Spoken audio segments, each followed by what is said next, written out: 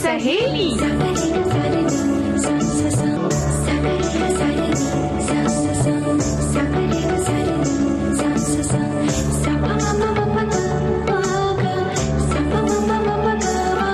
सखी सहेली। सभी सखियों, सहेलियों और सखाओं को रेडियो सखी ममता सिंह का नमस्कार। आरती, आपको भी हमारा नमस्कार। ममता जी, आपको और सुनने वाली सभी सखियों को और सखाओं को आरती श्रीवास्तव का नमस्कार। क्या हाल है? ठीक है। अच्छा ममता जी, मैं कुछ पूछना चाह रही थी आपसे। क्या पूछना चाह रही थी भाई? सवालों के नाम से वैसे मुझे डर बहुत लगता है, लेकिन बहरहाल आप पूछिए, क्या पूछना चाह रही थी? मैं ये पूछना चाह रही हूँ कि अच्छा, कभी आपके साथ में ऐसा हुआ है कि आप मोबाइल चला रही हैं और आपने कोई स्क्रीनशॉट लिया, हाँ। वो इतना साफ, इतना क्लियर नहीं आया, ब्लर हो गया? हाँ। ऐसा तो नहीं हुआ? अच्छा, कभी आप चला रही हैं अपना फोन, तो आप कुछ टाइप कर रही हैं तो लेकिन उतनी अच्छी स्पीड से वो लिख नहीं रहा है, वो दिख नहीं रहा वैसा जो आप लिख रही हैं। ऐसा भी नहीं हुआ मेरे साथ तो। लेकिन ये सवाल पूछ क्यों रही हैं आप? बताइए, मामला क्या है? ऐसा नहीं हुआ है? अगर ऐसा नहीं हुआ है तो हो जाएगा ऐसा। होने वाला है, मतलब मेरे मोबाइल में हो सकता कहीं ये आप खुद कुछ ज्योतिष का ज्ञान हो गया है, या मोबाइल की एक्सपर्ट हो गई हैं, या कोई अलग तरह का कोर्स करके आ गई हैं आप? क्या बात है? कोर्स की बात तो नहीं है, लेकिन ये है कि अगर ऐसा हो रहा है या आपका फोन, अच्छा कभी ऐसा हुआ है कि बहुत धीरे चल रहा हो, स्पीड बहुत कम हो रही हो? आप जवाब तो दीजिए, मुझे तो नहीं मालूम, कुछ भी नहीं हुआ। आपने अभी तक एक भी जवाब नहीं दिया। तीनों सवाल के जवाब में मैं फेल्योर हूँ। हाँ, धीमा जरूर होता है कभी कभी। तीसरे सवाल का जवाब मैं दे देती हूँ कि बहुत फोन डायल करने चल रहे हैं तो पता चला कि जैसे हैंग सा हो रहा है, स्क्रीन ब्लैक हो गई, या फिर बहुत स्लो चलता है। तो कई बार खींच होती है कि जब जल्दी हड़बड़ी है और फोन बहुत स्लो चल रहा था, अरे यार मेरा फोन बहुत स्लो हो गया है, अब हम इस फोन की सफाई करते हैं। ये जरूर होता है। हाँ, तो इसका एक कारण ये भी हो सकता है कि इसमें एक साइबर अपराधी ने किसी आपको उसमें आपको अपना शिकार बना लिया, उसमें की लॉगर डाल दिया हो। ओ, ये बात है। तो मतलब कि साइबर अपराध की बात करनी है, इसीलिए इतने सारे सवालों की झड़ी आपने लगा रखी तो है। यही सवालों की झड़ी मैं चाहती हूँ श्रोताओं के ऊपर भी लगाना, ताकि वो भी बताएं अपना कुछ ऐसा उनके साथ में अनुभव हुआ हो, या कुछ ऐसा हो रहा हो, या कभी लोन के लिए या किसी चीज के लिए उनकी इस तरह के उनके पास कॉल आ रहे हो। आरती जी, ये तो बहुत होता है कि लोन के लिए कॉल आते हैं कि आपका लोन अप्रूव हो गया है, जबकि आपने लोन के लिए अप्लाई नहीं किया है, और फोन कॉल आता है कि फला व्यक्ति फला यहाँ पर है और आपका इंतजार कर रहा है। यहाँ तक कि इस तरह के फोन भी आते हैं कि किसी घर वालों के लिए फोन आता है कि आपके बेटे का एक्सीडेंट हो गया है और आपको फला इतने पैसे लेकर 50,000 या 80,000 रुपए लेके पहुंचना है, तुरंत फौरन यहाँ आ जाइए। ये भी होता है। और कई बार इस तरह के बहुत सारे, आजकल तो फ्रॉड कॉल बहुत सारे आते हैं जिसमें वो ऑलरेडी सेव आता है, जो आपको वापस डायल करें तो लगता नहीं, लेकिन फ्रॉड कॉल आपको दिख जाता है ट्रू कॉलर पे। तो ऐसे कॉल से तो हमेशा सतर्क रहना चाहिए। बहरहाल ये हम अपने श्रोताओं को बता दें कि आज हम इस पर विस्तृत चर्चा करेंगे की लॉगर साइबर अपराध पर। तो श्रोता ये सिर्फ सुने नहीं, बल्कि अपनी बातें, अपनी परेशानियां साझा करें विविध भारती के फेसबुक पेज पर, और जहां पर सखी सहेली का पोस्टर है वहां पर टिप्पणी जरूर करें कि उनका अपना क्या अनुभव है और क्या विषय है आज। और सशस्त्र सेना ध्वज दिवस भी है, तो ये इसके ऊपर भी हम बात करेंगे। लेकिन चाहेंगे ममता जी की जो भी श्रोता हैं वो सब अपने जो अगर कोई उनके घर में है सेना से जुड़ा हुआ, या उनके जानने वाला कोई है ऐसा जिसको वो जो सेना में है ना, तो वो उसके बारे में लिखें, या उन्होंने कभी किसी की सहायता करी हो, कभी सहायता कोष में कुछ दिया हो, या सेना से जुड़ा हुआ उनका कोई भी अनुभव, या वो सेना के बारे में सोचते क्या है वो। और अगर कोई आपके घर में अगली पीढ़ी जाना चाहती, सेना में भर्ती होना चाहती है, तो उसके लिए किस तरह की पढ़ाई की जा रही है, किस तरह की तैयारी चल रही है, किस तरह का डर है, वो भी बताएं। और अगर आपके घर में कोई है या रिश्तेदार तो जरूर बताएं। और डॉक्टर बाबा साहेब अम्बेडकर की आज याद का दिन है और इन पर भी चर्चा होगी। और जब हम सखी सहेली में बातें करते हैं तो खान पान की बातें तो जरूर होती हैं, तो व्यंजन की बातें भी होंगी। व्यंजन भी हम बताएंगे कोई ना कोई अच्छा सा। और व्यंजन के साथ क्या चाहिए होता सबसे? एक गीत प्यारा सा सुंदर सा सुनते हैं गाना। रुक जा ओ जाने वाली रुक जा, मैं तो राही तेरी मंजिल का, नजरों में तेरी मैं बुरा सही, आदमी बुरा नहीं मैं दिल का, आदमी बुरा नहीं मैं दिल का।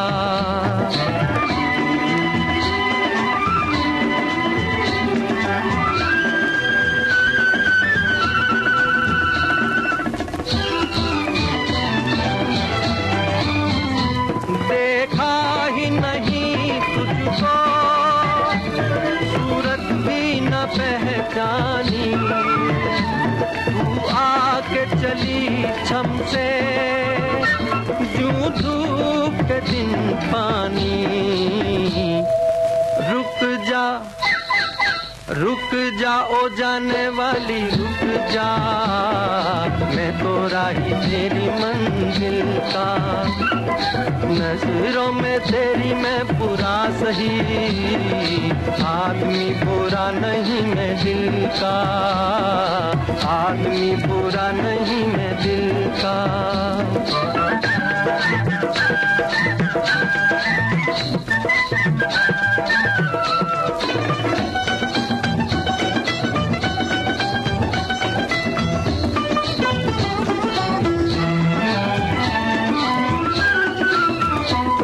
मुद्दत से मेरे दिल के सपनों की पुरानी है, अब तक न मिले लेकिन पहचान पुरानी है। रुक जा ओ जाने वाली रुक जा, मैं तो राही तेरी मंजिल का, नजरों में तेरी मैं बुरा सही, आदमी बुरा नहीं मैं दिल का, आदमी बुरा नहीं मैं दिल का।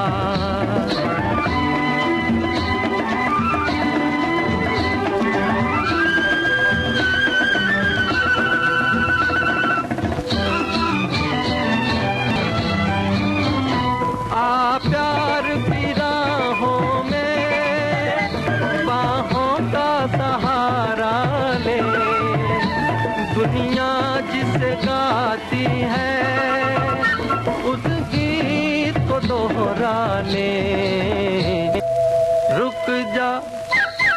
रुक जा ओ जाने वाली रुक जा, मैं तो राही तेरी मंजिल का, नजरों में तेरी मैं बुरा सही, आदमी बुरा नहीं मैं दिल का, आदमी बुरा नहीं मैं दिल का।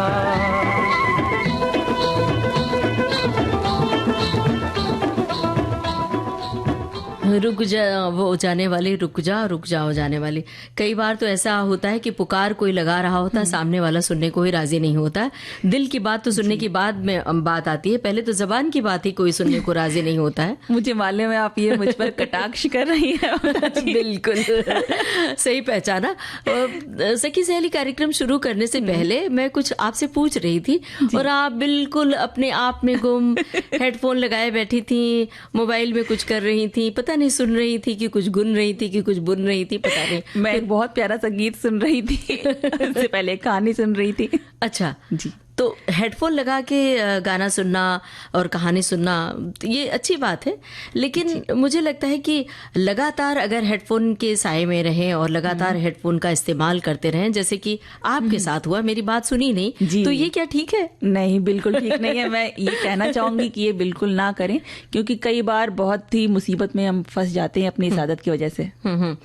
खास तौर से जब हम सड़कों पर जा रहे होते हैं, हमने आजकल देखा है खास तौर से टीन एज एज के बच्चे जो ईयरफोन कान में लगाए रहते हैं या फिर हेडफोन लगाए रहते हैं और आराम से मोबाइल में बातें करते हुए चले जा रहे हैं, पीछे से बस आ रही है, ऑटो गाड़ियों की हॉर्न तक सुनाई नहीं पड़ती और कई बार ऐसा सुनने में आता है कि हादसे हो जाते हैं, एक्सीडेंट हो जाता है और ऑन द स्पॉट लोगों की जान चली जाती है। कितना सुनने में आया अभी रेलवे ट्रैक पे इस तरीके के हादसे हुए हैं कि क्योंकि हेडफोन आप लगाए हुए तो कुछ सुनाई नहीं देता, पता नहीं चलता कि ट्रेन आ रही है, आवाज ही नहीं आती, तो इस चक्कर में वो परेशानी हो जाती है। समझिए पूरे एक परिवार की जो एक खुशी है वो चली जाती है उसमें। तो ये इस बात तो ये सिर्फ हेडफोन की बात नहीं है, ईयर प्लग की भी बात है। लोग ईयर प्लग परमानेंट लगा के चलते हैं ताकि फोन कॉल आए उसी पर बात करते रहते हैं और कई बार तो देखने में भी बड़ा अजीब सा लगता है कि सामने वाला अपने आप से बड़बड़ कर रहा है क्या।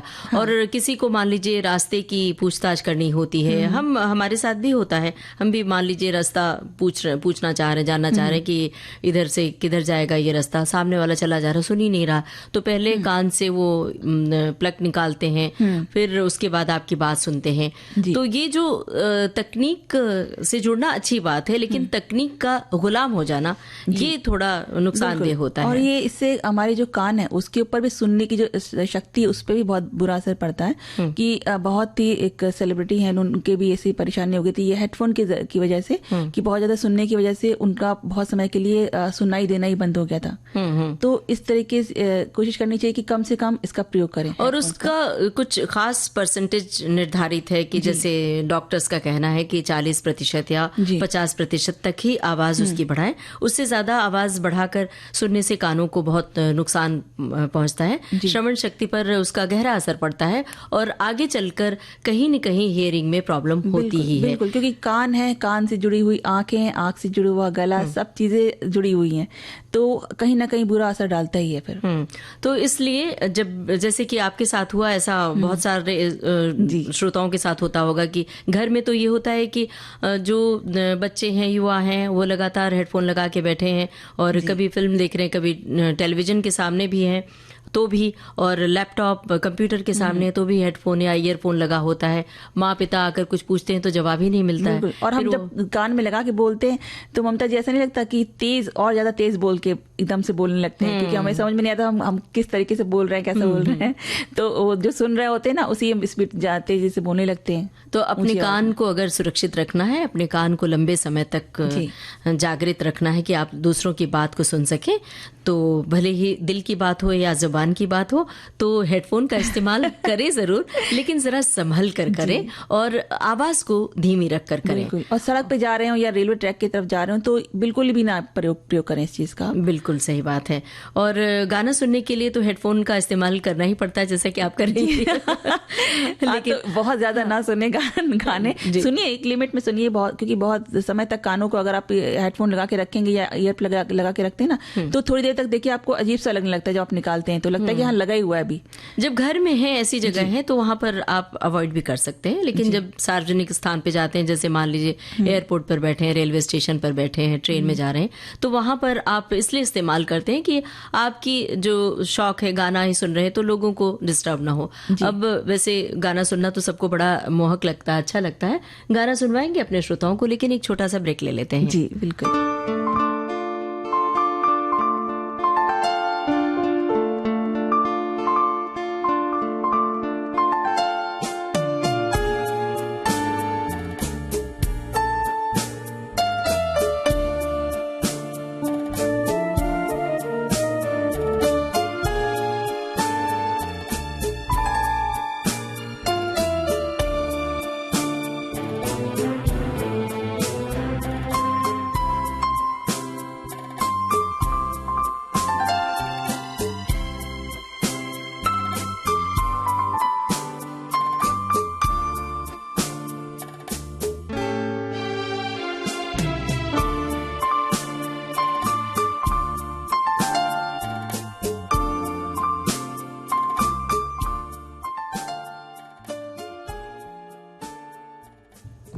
विविध भारती से आप सुन रहे हैं कार्यक्रम सखी सहेली। विविध भारती पर हर रोज दिन में 1 बजे विविध भारती की गीत माला आपके साथ। जन्म जन्म का साथ है तुम्हारा। इस कार्यक्रम में हर पायदान पर होगी आपकी भागीदारी। हम और तुम, तो हम और आप पिरोएंगे गीतों की इस माला के मोती साथ साथ। हम साथ हैं। जुड़े रहिए हमारे साथ विविध भारती के फेसबुक पेज पर। विविध भारती की गीत माला हर रोज दिन में 1 बजे। विविध भारती, आपका जीवन संगीत।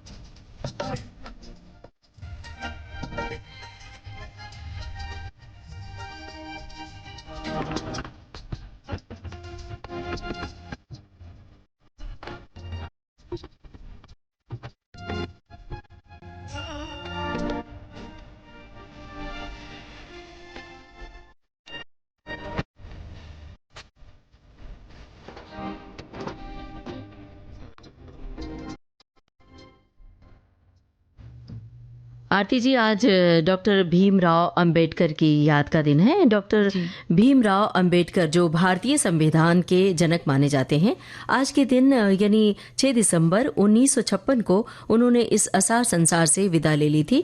बाबा साहेब की पुण्यतिथि को हम महापरिनिर्वाण निर्वाण दिवस के रूप में मनाते हैं और उनके समाज सुधार और कमजोर वर्ग के बेहतरी के लिए किए गए बहुत सारे जो काम हैं उसके लिए हम आदरपूर्वक श्रद्धापूर्वक याद करते हैं। जी, और भीमराव अंबेडकर जी कानून के विशेषज्ञ होने के साथ ही वो अर्थशास्त्र के भी बहुत अच्छे ज्ञाता थे और उन्हें सिर्फ संविधान निर्माता ही नहीं बल्कि समाज का सुधारक भी माना जाता है। बिल्कुल। और 14 अप्रैल 1891 को जन्मे डॉक्टर भीमराव अंबेडकर रामजी मालोजी सकपाल और भीमाबाई सकपाल की 14वीं संतान थे। बाबा साहब को बचपन में बहुत ही सामाजिक तिरस्कार का उनको सामना करना पड़ी, बहुत सी परेशानियां झेलनी पड़ी। उसके बाद उन्होंने अपनी पढ़ाई करी, सब चीजें करी। तो इन सब चीज़ों का, चुनौतियों का सामना करते हुए उनका बचपन बीता था। लेकिन फिर भी बाबा साहब की जो मजबूत इच्छा शक्ति थी, इसकी वजह से वो कभी हार नहीं माने, हालात के सामने कभी उन्होंने समझौता नहीं किया। बाबा साहब ने भारतीय समाज में विद्यमान कुरीतियों और अज्ञानता से जो शोषित कमजोर वर्ग था उसे जागरूक बनाया, और जो उनका नारा था शिक्षित बनो, संगठित बनो, संघर्ष करो, तो इस नारे ने जैसे शोषण के शिकार समाज के लोगों में जान फूंक दी थी। जी, और बाबा साहब ने न केवल समाज में अपना स्थान बनाया, बल्कि समाज सुधार और कमजोर वर्ग के उत्थान के लिए पूरे समर्पित भाव से बहुत काम किया। वो आजाद भारत के पहले कानून मंत्री भी बने। उन्होंने भारत के संविधान का मसौदा तैयार करने वाली समिति के अध्यक्ष के रूप में काम किया था। वर्ष 1990 में बाबा साहब अम्बेडकर को देश के सर्वोच्च सम्मान यानी कि भारत रत्न से सम्मानित किया गया था। देखिए, हमारे श्रोताओं ने भी बहुत सारी बातें लिखी हैं। एक श्रोता ने लिखा है, डॉक्टर अम्बेडकर जी ने शिक्षा पर बहुत जोर दिया, खासकर जहां इसे पारंपरिक रूप से नकारा जाता था। वास्तव में उन्हें एक बार ये कहने के लिए जाना जाता है कि उन्होंने एक खास वर्ग जो कि दमित और कुचला हुआ था, उन्हें शिक्षा के लिए प्रोवोक किया, प्रोत्साहित किया। उन्होंने शिक्षा को एक शक्तिशाली उपकरण के रूप में देखा, जो प्रत्येक नागरिक को एक समतावादी समाज बनाने के लिए समान रूप से सशक्त बना सकता है, और साथ ही भेदभावपूर्ण सामाजिक प्रथाओं की सदियों पुरानी जो बेड़ियां थी उसे तोड़ने में भी मदद कर सकता है। जी, और एक और श्रोता है जो लिखते हैं कि डॉक्टर भीमराव अंबेडकर और उनके पिता मुंबई शहर के एक ऐसे मकान में रहने गए जहां एक ही कमरे में पहले से बेहद गरीब लोग रहते थे, इसलिए दोनों के एक साथ सोने की जो व्यवस्था थी वो नहीं थी। तो बाबा साहब अंबेडकर और उनके पिता बारी बारी से सोया करते थे। जब उनके पिता सोते थे तो डॉक्टर भीमराव अंबेडकर दीपक की हल्की सी रोशनी में पढ़ते थे। भीमराव अंबेडकर संस्कृत पढ़ने के इच्छुक थे, लेकिन छुआछूत की प्रथा के हिसाब से उन्हें और निम्न जाति के होने के कारण वो संस्कृत नहीं पढ़ सकते थे, परंतु ऐसी विडंबना थी कि विदेशी लोग संस्कृत पढ़ सकते थे। भीमराव अंबेडकर जीवनी में अपमानजनक स्थितियों का सामना करते हुए उन्होंने सारा अपना जीवन बिताया, और डॉक्टर भीमराव अंबेडकर ने धैर्य और वीरता से अपनी स्कूली शिक्षा प्राप्त की, और इसके बाद उन्होंने अपने कॉलेज की पढ़ाई करी। और एक श्रोता ने ये भी लिखा है कि डॉक्टर अंबेडकर, जिन्होंने हमारे संविधान को तैयार करने में बड़ी महत्वपूर्ण भूमिका निभाई, उन्हें उनकी पुण्यतिथि पर श्रद्धा सुमन है और श्रद्धांजलि। वो एक ऐसे नागरिक थे जिन्होंने हमारे देश को विकसित करने के लिए बहुत बड़ा योगदान दिया है, बहुत महत्वपूर्ण योगदान दिया। अब एक गाना सुनते हैं, फिर और बातें करते हैं।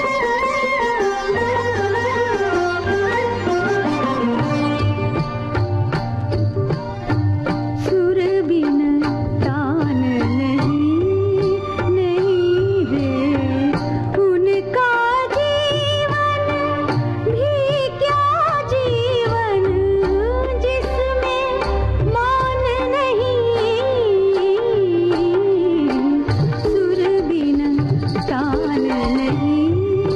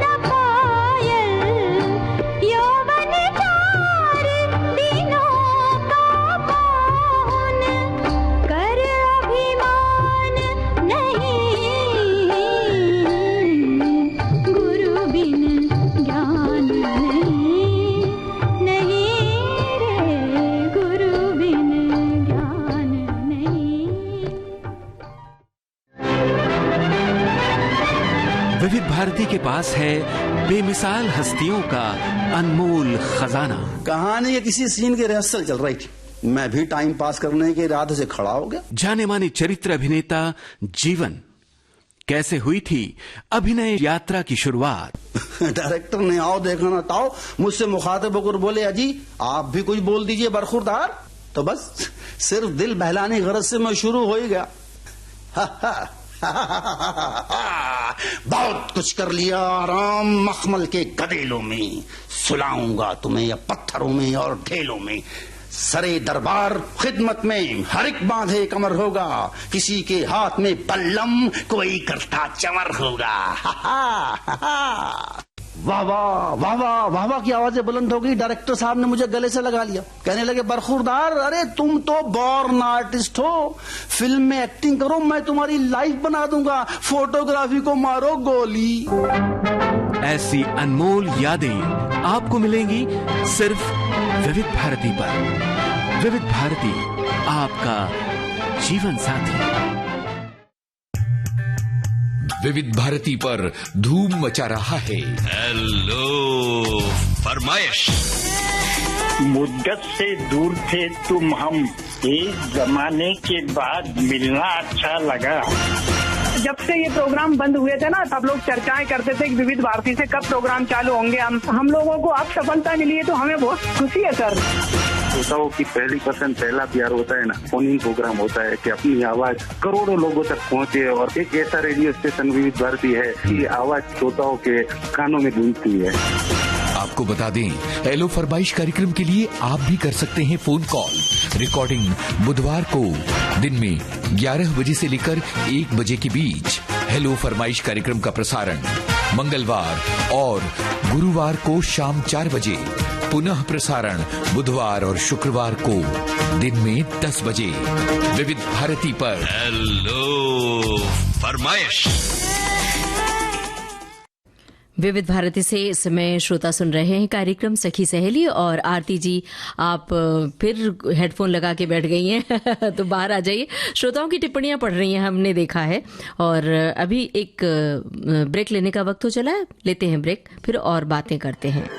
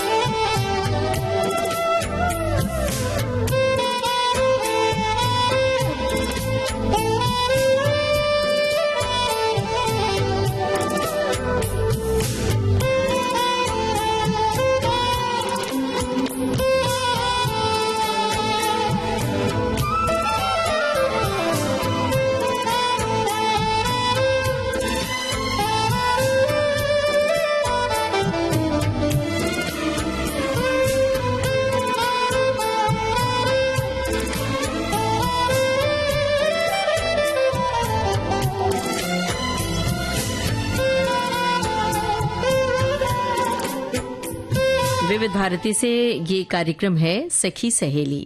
जी ममता जी, अब हम बात करते हैं साइबर अपराध की, जो है एक सॉफ्टवेयर की लॉगर, जिसके बारे में आपने सवालों की झड़ी लगा दी थी। और हमने श्रोताओं से भी पूछा है कि उनका क्या अनुभव है। तो श्रोता जो लिख रहे हैं उनकी टिप्पणियां हम उन तक पहुंचाएंगे कि उनके क्या अनुभव है। जी बिल्कुल।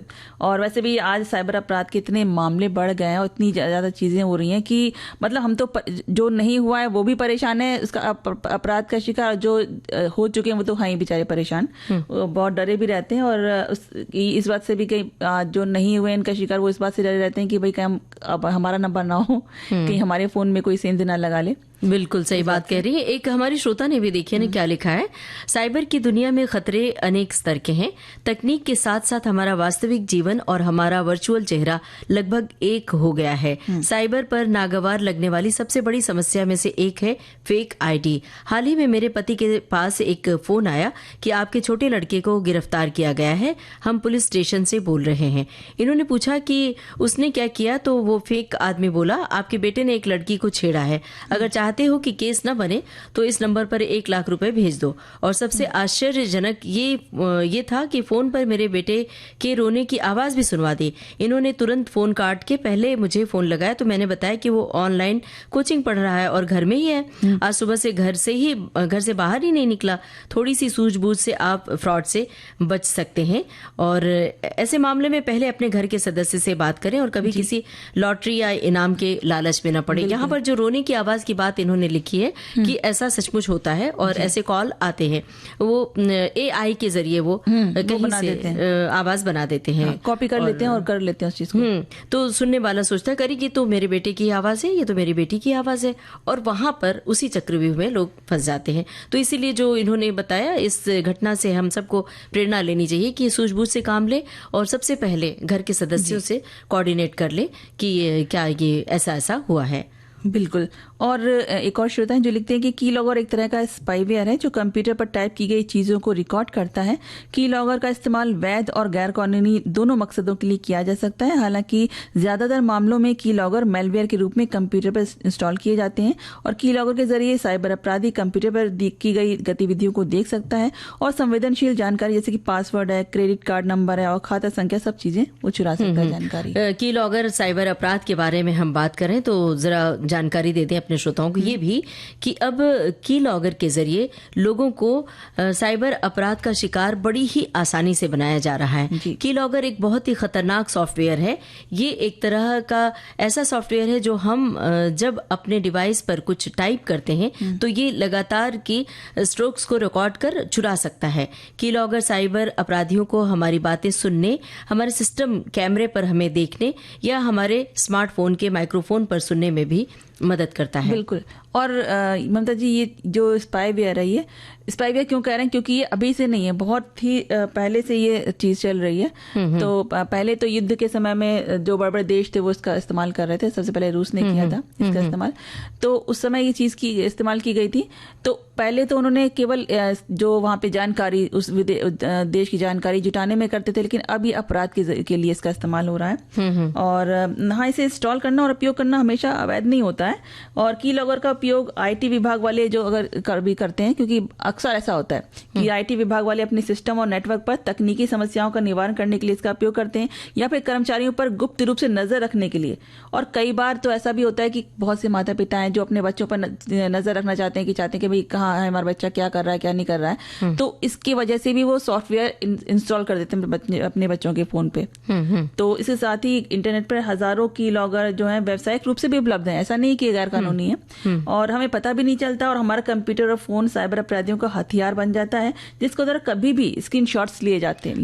दरअसल हर तकनीक के हर पहलू के प्लस माइनस होते हैं, अच्छे और बुरे पक्ष होते हैं। ये एक तरह से ऐसा सॉफ्टवेयर है जब जो फायदे के लिए बनाया गया है, लेकिन उसका लोग दुरुपयोग करते हैं। इसके अलावा ये हमारे देखे गए वेब पेजों को रिकॉर्ड कर सकता है की लॉगर। हमारी ईमेल और किसी भी इंस्टेंट मैसेजिंग के साथ साथ संवेदनशील वित्तीय जानकारी जैसे कि credit card number, pin code और बैंक खाते को भी चुरा सकते हैं और ये सारा डेटा आपराधिक उद्देश्य के लिए उपयोग किया जा सकता है। तो यहाँ पर जानना जरूरी है कि आप हमेशा सजग और सचेत रहें कि कहीं भी एक क्लिक से, एक टच से आपके अकाउंट से पूरे पैसे उड़ सकते हैं। बिल्कुल, क्योंकि कभी कभी ऐसा होता है ना, बहुत से ऐसे केसेस भी हुए हैं कि जहाँ पे एक फाइल आई आपके पास, जैसे कि अभी जो रिसेंटली हुआ था कि एक फाइल आती है ऐसी APK फाइल आएगी, तो आप उसको खोलने के लिए, किसी का बर्थडे कार्ड है या इस तरीके से शादी का कार्ड है, तो आया आपका फाइल में बंद हो गया, आपने इसे खोलने के लिए किया, जैसे क्लिक किया वो इंस्टॉल हो गया अंदर, आपको पता भी नहीं चलेगा, क्योंकि वो सिस्टम में परेशानी नहीं करेगा, वो सिर्फ आपकी चीजों को चुराएगा और आपको पता भी नहीं चलेगा। अगर आपको इतनी सब जानकारी नहीं है तो किसी से सलाह ले लें, ये ज्यादा अच्छा होता है। इस समय हम अपने श्रोताओं को एक गाना सुनवाते हैं जी, और उसके बाद हम श्रोताओं की टिप्पणियां उन तक पहुंचाएंगे जी। आपका अपना अनुभव अगर कोई ऐसा है तो आप बता सकते हैं विविध भारती के फेसबुक पेज पर www.facebook.com/VBS Mumbai टाइप कीजिए विविध भारती के फेसबुक पेज पर पहुंचने के लिए।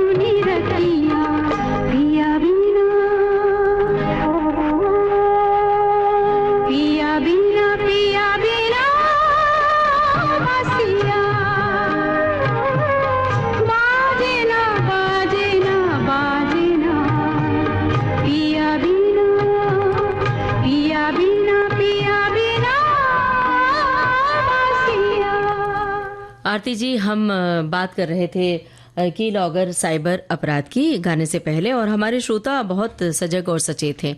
हमारे श्रोताओं ने साइबर क्राइम के प्रकार के बारे में कुछ जानकारी दी है और साइबर क्राइम से बचाव के तरीके भी बताए हैं। तो हम संक्षिप्त में इनकी बहुत बड़ी टिप्पणी को बता देते हैं, इन तक पहुंचा देते हैं। लिखा है इन्होंने कि साइबर क्राइम के जो प्रकार हैं वो है hacking, fishing, malware, cyber stalking, online धोखाधड़ी। और ऑनलाइन धोखाधड़ी एक तरह का साइबर क्राइम ही है जिससे अपराधी लोगों को ऑनलाइन धोखा देते हैं और उनकी व्यक्तिगत जानकारी या पैसे चोरी करते हैं। फिशिंग के अंतर्गत इन्होंने बताया कि फिशिंग एक तरह का साइबर क्राइम है जिसमें अपराधी लोगों को नकली ईमेल या वेबसाइट के माध्यम से अपनी व्यक्तिगत जानकारी चोरी करने का प्रयास करते हैं। तो इससे बचे कैसे, बचाव के क्या तरीके हैं? इन्होंने लिखा है कि मजबूत पासवर्ड का उपयोग करें, अपने ऑनलाइन अकाउंट्स के लिए मजबूत और अनोखे पासवर्ड का उपयोग करें। जैसे कई बार बहुत आसान सा पासवर्ड लोग बना लेते हैं, खासतौर से अपने जन्मदिन का उपयोग कर लेते हैं, जन्म तारीख का उपयोग कर लेते हैं या अपने घर का नंबर। तो ये बहुत कॉमन से नंबर होते हैं जिससे बचें। और फिशिंग ईमेल से सावधान रहें। फिशिंग ईमेल से सावधान रहें, कभी भी अपनी व्यक्तिगत जानकारी को नकली ईमेल पर नहीं भेजें। और मैलवेयर से बचाव के लिए एंटीवायरस सॉफ्टवेयर का उपयोग करें। साथ ही ऑनलाइन लेन देन में सावधानी बरतें क्योंकि इससे आप कहीं भी फंस सकते हैं। साइबर सुरक्षा के बारे में जागरूक रहें और अपने ऑनलाइन अकाउंट्स की सुरक्षा के लिए नियमित रूप से अपडेट्स और पैच लगाते रहें। बिल्कुल। और एक चीज ये भी कर सकते हैं कि आप एक ही पासवर्ड मत रखिए, हर आपने जो भी आपने साइट बनाई है अपनी हर चीज के लिए आप अपना अलग पासवर्ड रखें। बदलते रहें। बिल्कुल बदलते रहें उसको, तो सही रहता है, उससे आप सुरक्षित रहते हैं। और एक और है, एक श्रोता हमारे लिखते हैं कि कीलॉगर एक सॉफ्टवेयर ऐसा है जिसका इस्तेमाल करके साइबर अपराधी जो है वही जैसे हमने बताया था कि बैंक अकाउंट को खाली कर सकते हैं वो, और आपकी सारी निजी जानकारी जो है, आपकी जो गतिविधियां हैं वो सब रिकॉर्ड कर सकते हैं। साथ ही अगर आप किसी साइट पे जाना चाह रहे हैं, है ना, तो वो उसको ब्लॉक तक कर सकते हैं कि आप वहां पर उस साइट को आप खोल भी नहीं सकते। तो समझ लीजिए पूरा फोन आपका उन्हीं के हाथ में होता है। और बहुत बार ऐसा होता है कि ये सॉफ्टवेयर भी होता है, हार्डवेयर भी होता है। हार्डवेयर है तो वो थोड़ा परेशानी हो सकती है इसमें, क्योंकि उनको सीपीयू में उसको जाके इंस्टॉल करना होगा। तो वो तो आप चलिए इसमें सावधानी रख सकते हैं, लेकिन आपके फोन में अगर आपके पास कोई फाइल आ गई है तो आपने इस पर क्लिक कर दिया तो वो उसके जरिए चीजों को इंस्टॉल हो जाएगी, फिर आपको पता भी नहीं चलेगा, सिस्टम में अंदर ही अंदर चलती रहेगी वो। और कई बार ये भी होता है, जो हमारे श्रोता अगर सजग हैं, मतलब जो भी सुन रहे हैं, तो इससे बच सकते हैं। और इसका पता लगाने के लिए बहुत ध्यान देने की जरूरत है। जैसे ये हमारे लिए लिए गए स्क्रीनशॉट को कुछ हद तक खराब कर सकते हैं। वेब सर्च में स्पीड कम हो सकती है और माउस के चलाने या टाइपिंग में देरी हो सकती है, या जो टाइपिंग आप कर रहे हैं वो स्क्रीन पर जल्दी नहीं आ रहा है। तो इस तरह के जब लक्षण दिखाई पड़ने लगे तो आप सजग हो जाएं। जी, आपको भी आपके सवालों के जवाब मिल गए ना। बिल्कुल। तो अब हमें भी बहुत सजग रहना पड़ेगा, क्योंकि आपने जो सवाल किए थे उस सवाल को गौर से सोचूंगी। फिलहाल गाना सुनवाएं। जी।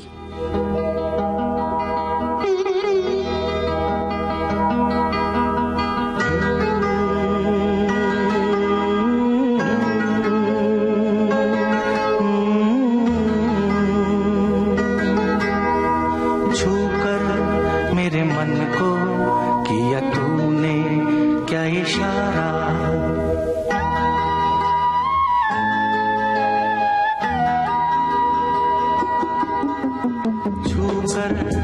मन को किया तूने क्या इशारा, बदला ये मौसम लगे प्यारा जग सारा, छूकर मेरे मन को किया तूने क्या इशारा, बदला ये मौसम लगे प्यारा जग सारा, छूकर मेरे मन को किया तूने क्या इशारा।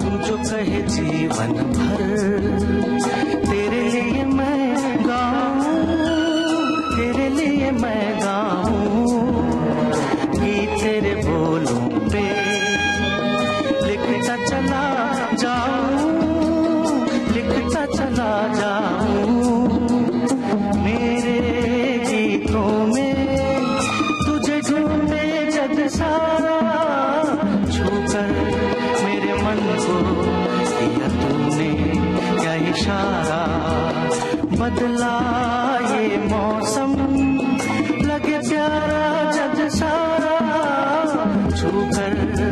मेरे मन को किया तूने क्या इशारा।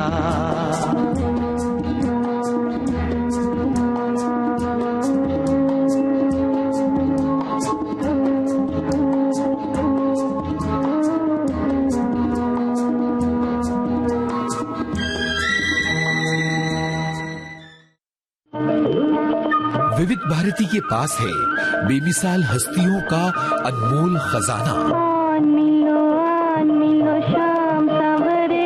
जरा सुनिए कैसे बना ये गाना। जब मैं गांव के छोटे छोटे बच्चों के साथ धूल मिट्टी में खेला करता था। संगीतकार सचिन देव बर्मन। बहुत ही बूढ़ा किसान एक गीत गाया करता था। एक बूढ़े किसान का गीत मेरे दिल में घर करता गया। रंगीला रंगीला रंगीला रे रंगीला आमर छड़ियर बंधु कोई कोई गला रे बंधु रंगीला रंगीला।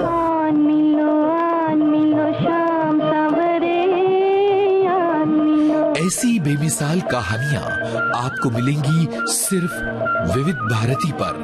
विविध भारती, आपका जीवन संगीत।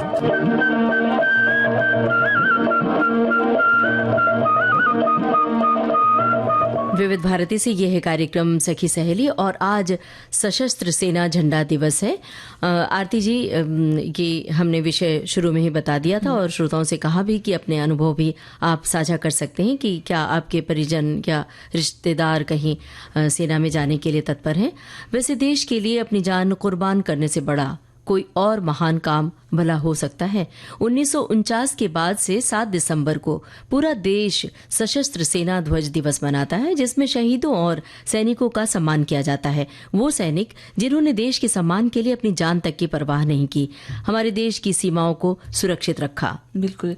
और सैनिक किसी भी देश की सबसे बड़ी संपत्ति माने जाते हैं। वो देश के रक्षक हैं और हर परिस्थिति में देश के नागरिकों की सुरक्षा सुनिश्चित करते हैं। अपने देश के प्रति कर्तव्यों को पूरा करने के लिए एक सैनिक अपने जीवन में बहुत सी छोटी बड़ी खुशियों को त्याग देता है, तभी वो देश की सुरक्षा के लिए उस जगह पे खड़ा रहता है। और देश हमेशा इन वीर नायकों का कर्जदार रहेगा जिन्होंने मातृभूमि की सेवा में अपने प्राणों की आहुति दे दी। ये हम सब देशवासियों का कर्तव्य है कि हम उन शहीदों और जीवित नायकों के लिए आभार व्यक्त करें जो अपने कर्तव्यों को पूरा करते हुए घायल हुए थे, और इसके साथ साथ उनके परिवारों का भी आभार व्यक्त करें जो इस बलिदान का मुख्य हिस्सा हैं। केंद्र और राज्य स्तर पर सरकारी उपायों के अलावा ये हमारे देश के प्रत्येक नागरिक का सामूहिक कर्तव्य भी है कि वो देखभाल, सहायता, पुनर्वास और वित्तीय सहायता प्रदान करने के लिए स्वेच्छा से अपना योगदान दें। बिल्कुल। और ध्वज दिवस युद्ध में विकलांग हुए हमारे सैनिकों, वीर नारियों और देश के लिए अपने प्राणों की आहुति देने वाले शहीदों के परिवारों की देखभाल करने की हमारी जो प्रतिबद्धता है उसको दर्शाता है। देश ने कई युद्ध लड़े हैं और सीमा पार से चल रहे आतंकवाद से निपटने के दौरान हमारे सशस्त्र बलों ने कई बहुमूल्य जानें गंवाई हैं, जिसमें कई लोग विकलांग भी हो गए। परिवार के सदस्य की मृत्यु पर परिवार को जो आघात पहुंचता है उसका तो अंदाजा लगाना भी बहुत मुश्किल है। सैनिकों की असमय निधन के बाद वैधव्य का दंश झेल रही उनकी जो पत्नियां हैं, उनके जो आश्रित हैं, उनकी देखभाल करने के लिए भी हम देशवासियों के दायित्वों से अवगत कराता है आज का ये दिन। इन्हीं कारणों से हम सशस्त्र सेना झंडा दिवस मनाते हैं। इस दिन थल सेना, नौसेना और वायुसेना के जवानों द्वारा दी गई सेवाओं को याद किया जाता है। जिन सैनिकों ने देश के लिए अपना सर्वोच्च बलिदान दिया, उनके प्रति देश के हर नागरिक का ये कर्तव्य बनता है कि हम वीर शहीदों और दिव्यांग जवानों के आश्रितों के पुनर्वास और कल्याण को हम सुनिश्चित करें। बिल्कुल। और झंडा दिवस हमें सशस्त्र सेना झंडा दिवस कोष में योगदान करने का अवसर देता है। इस दिन जनता से योगदान एकत्र करने के लिए ठोस प्रयास किए जाते हैं। कुछ जगहों पर सशस्त्र बलों की टुकड़ियां कई तरह के शो, कार्निवल, नाटक और बहुत से मनोरंजक कार्यक्रम भी आयोजित करती हैं। और केंद्रीय सैनिक बोर्ड द्वारा लोगों को लाल, गहरे नीले और हल्के रंगों के टोकन झंडे और स्टिकर वितरित किए जाते हैं जो तीनों सेनाओं का प्रतिनिधित्व करते हैं। अब देखिए, हमारे श्रोता ने भी कुछ लिखा है। हमारे एक श्रोता ने लिखा है कि इस दिवस का उद्देश्य ये है कि स्पेस फौजियों के झंडा का सम्मान किया जाता है और साथ ही फौजियों के लिए धनराशि भी एकत्रित की जाती है, और ये दिवस हर वर्ष 7 दिसंबर को मनाया जाता है। बिल्कुल। और एक हमारे श्रोता हैं जो लिखते हैं कि इसका उद्देश्य भारतीय सशस्त्र बल कर्मियों के कल्याण हेतु भारतीय जनता से धन संग्रह के प्रति समर्पित एक विशेष दिन है ये।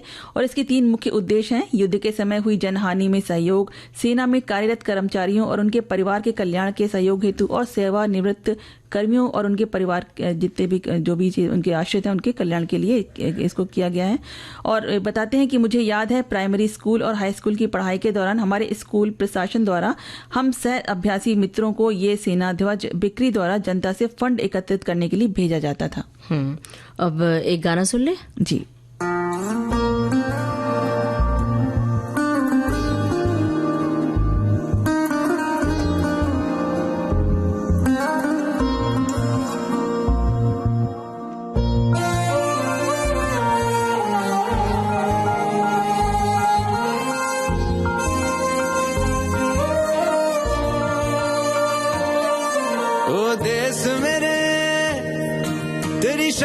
सदके कोई धन है क्या तेरी धूल से बढ़ के, तेरी धूप से रोशन, तेरी हवा पे जिंदा, तू बाग है मेरा, मैं तेरा परिंदा।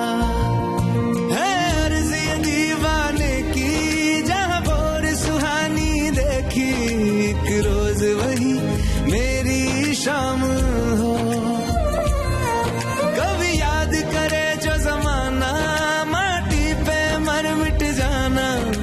जिक्र में शामिल मेरा नाम हो। ओ देश मेरे तेरी शान पे सदके कोई धन है क्या तेरी धूल से बढ़ के, तेरी धूप से रोशन, तेरी हवा पे जिंदा, तू बाग है मेरा, मैं तेरा परिंदा।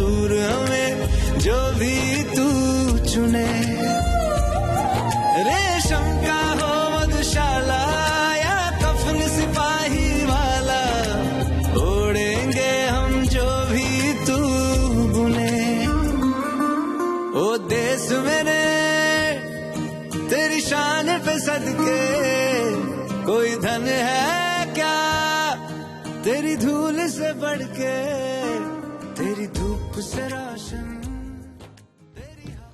ये गाना हमारे श्रोता सुन रहे थे। और अब घड़ी की ओर देखिए कि व्यंजन विधियों की बात भी करनी है।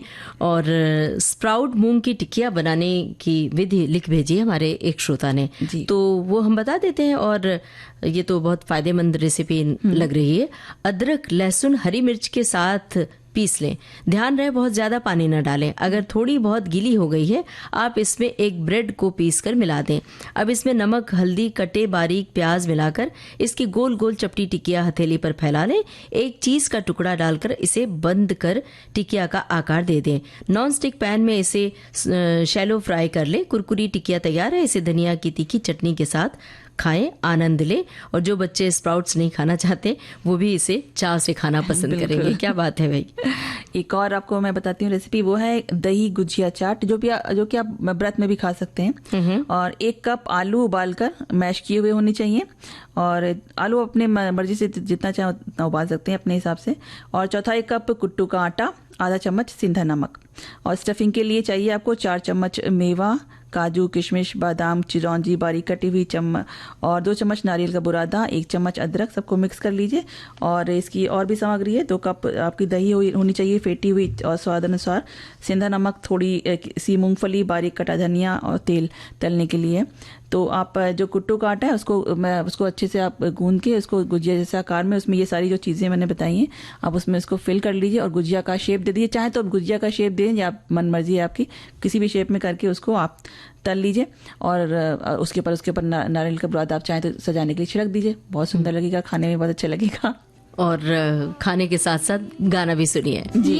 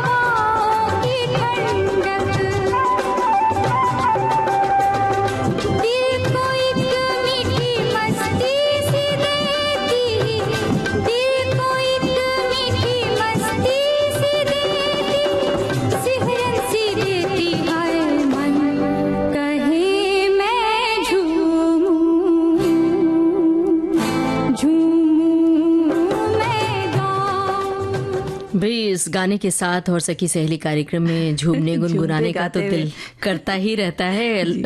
घड़ी की सुइयां कब 4 बजे के आसपास पहुंच जाती हैं पता ही नहीं चलता है, लेकिन क्या करें, अब इजाजत तो लेनी होगी। तो बस सखियों से लेते हैं इजाजत। आप सभी को ममता सिंह और आरती श्रीवास्तव का नमस्कार। सखी सहेली कार्यक्रम के प्रोड्यूसर अनुश्री पाठक। सखी सहेली।